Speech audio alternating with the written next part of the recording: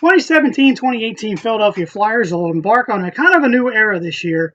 And now, here's the season preview.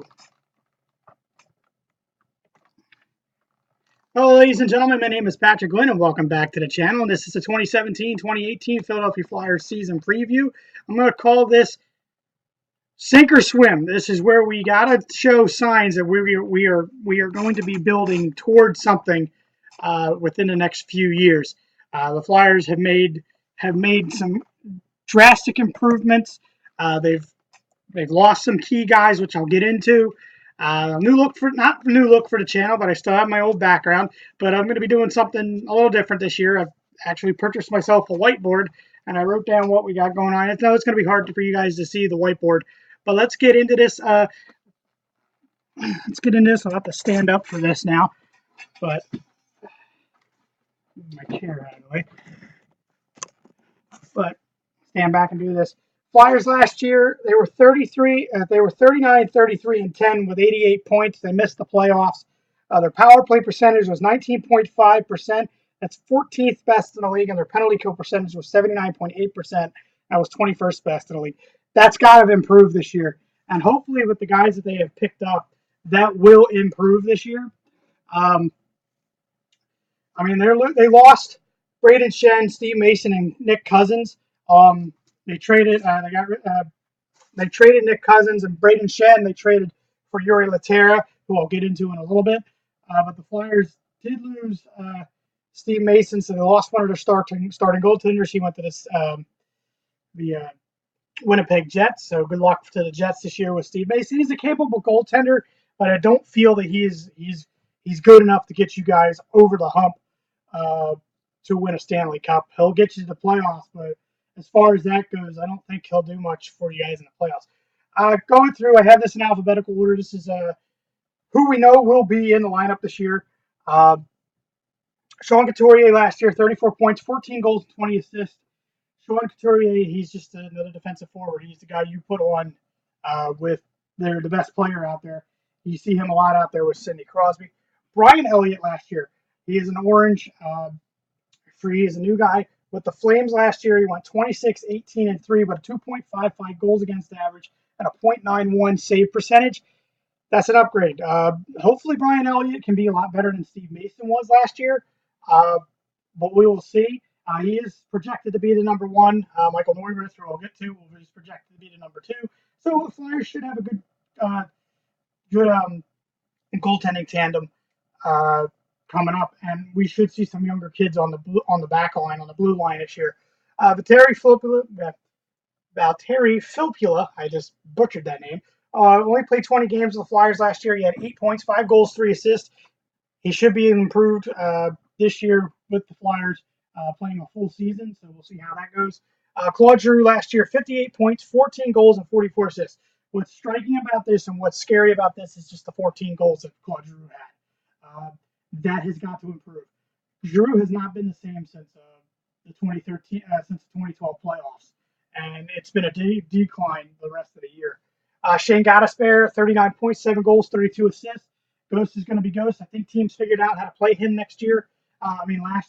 So we will see how Ghost does this year, being able to adapt to the NHL. It's his third year, so he's no longer a rookie. He's now a veteran.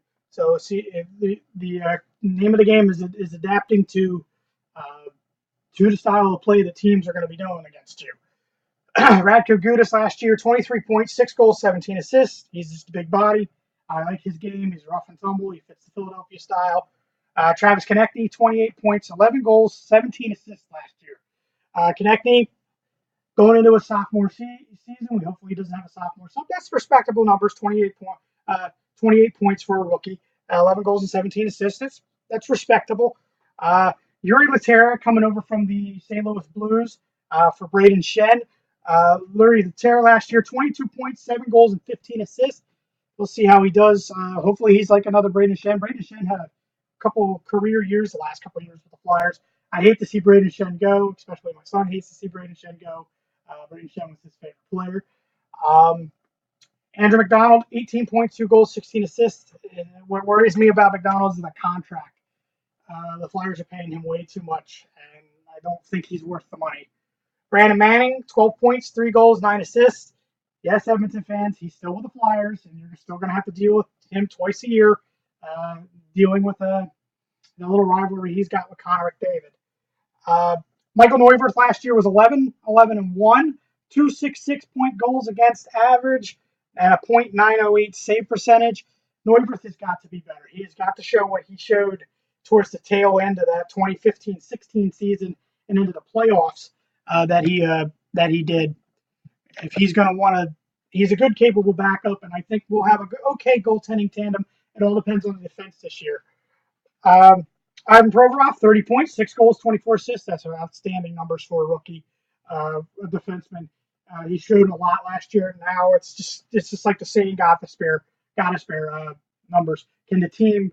Will he be able to adapt to the teams being able to figure out how to play him? Michael Raffl, 11 points, 8 goals, 3 assists. Raffl's Raffl.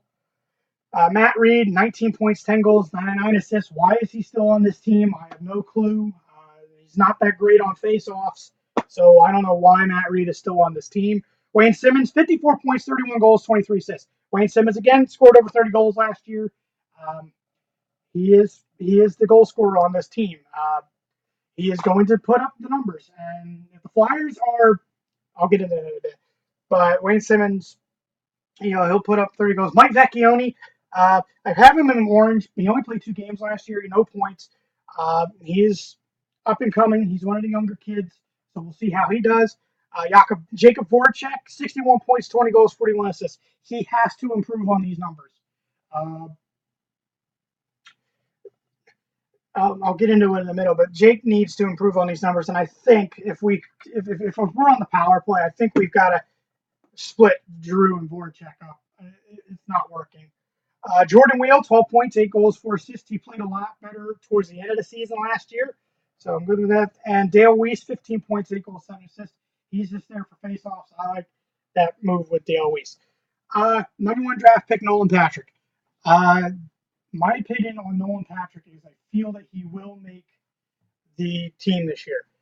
Hextall, however, has said that if you need to earn your spot on this roster, I think he will. I think he will make the roster. I think Samuel Moran will make the roster, and I think Robert Hagg will make the roster, or Robert Hagg. I think the blue line will be a lot improved this year. I know we'll have a lot of young kids playing, but I really feel that Robert Hagg, Nolan Patrick, and Samuel Moran will be on the Flyers roster this year. All that being said, if the Flyers are struggling by the trade deadline, I could see them moving Giroux, Simmonds, or Voracek. I know Giroux's got that contract, but if they're struggling, I mean, there may be chances that he may be gone, especially if he's struggling this year. He's got to put up more than 14 goals. He is the captain of the team, and I've always been a fact. I love Giroux. He's my favorite player on the team, but a captain should be the leader. Bobby Clark was a captain, for he was a leader. Dave Poulin was the captain because he was a leader. Lindros was a captain. I wasn't sure if he was much of a leader as much as he was the best player on the team, but the team did gravitate around him. So Giroux needs to be the leader that the captaincy is known for. I mean, this guy was the leader on that 2010 team. I mean, they had Mike Richards and all them, and those guys were leaders too. And I think they made a mistake by getting rid of those guys. We probably could have had a cup. I mean, look what they went and did in LA. So the Flyers should be better this year. They may be on the outskirts of the playoffs, but I mean, if they make the playoffs, the way it's been the last 5 years is just we make the playoffs and miss the playoffs, make the playoffs, miss the playoffs. There's got to be starting to get some consistency with this team, kind of like we did for the large amount of the team's history. Is the team has made the playoffs more often than not. So it's going to be interesting to see if this team can improve on their 33-10 record. Hopefully they can make the playoffs. Season starts. They open up 4 straight games on the road, and they open up out west like they did last year. So we'll see how this team does. Training camp, I believe, starts soon. if not today. But that's why we wanted to get it out this out here today. But the Flyers will, they'll definitely be in the hunt for stuff. I'll have the whiteboard this year, and it'll be a lot more bigger, so you guys can see stuff. But I had to write the names down and all that, so if it's hard to see, I apologize. But I will be writing down after every game, power play, who did what, shots on goal, all that kind of stuff. And I will put the 3 stars up on the board there, like I did last year, up on my screen. I won't put it up on the board, but the Flyers will be a lot better, and I feel that they can be a lot better this year. If they make the playoffs, I won't be upset. But if they make the playoffs, I'll be happy. If they don't make the playoffs, I won't be too mad. It is what it is. Like, subscribe, share, comment in the section below what you guys feel that the Flyers will do this year. And as I always end my episodes, as the late great Gene Hart said, my friends, good night and good hockey.